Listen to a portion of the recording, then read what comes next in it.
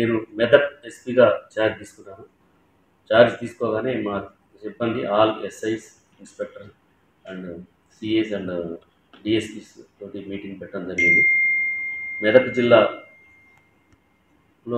ఎటువంటి శాంతి భద్రతలు కానీ, తర్వాత ప్రజల యొక్క కంప్లైంట్స్ మీద సత్వరమే చర్య తీసుకునే విధంగా, ఏ కంప్లైంట్ వచ్చినా కూడా పోలీస్ స్టేషన్కి వాళ్ళని సాధారణంగా వెల్కమ్ చేసి వాళ్ళ ప్రాబ్లమ్స్ విని ఇమీడియట్గా కేసు అయ్యే వాటిని ఇమీడియట్గా కేసు రిజిస్టర్ చేయాలని, తర్వాత ఎనీ క్రైమ్ అగైనెస్ట్ ఉమెన్ కానీ, ఎనీ వీకర్ సెక్షన్ అగైనెస్ట్ ఏదైనా కేసు అయితే ఇమీడియట్లీగా ప్రాపర్ యాక్షన్ తీసుకోవాలని, ఎక్కడైనా ఏదైనా దొంగతనాలు జరిగినా కూడా స్క్రీన్ విజిట్ చేసి క్లియర్గా ఎఫ్ఐఆర్ చేయాలని చెప్పడం జరిగింది.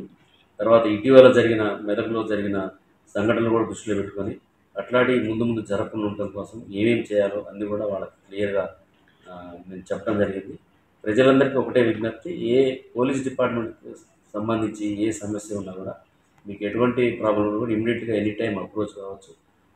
డెఫినెట్గా మీ అందరి భద్రత కోసము, ప్రజల భద్రత కోసము మేము 24 గంటలు కష్టపడి పనిచేస్తాము.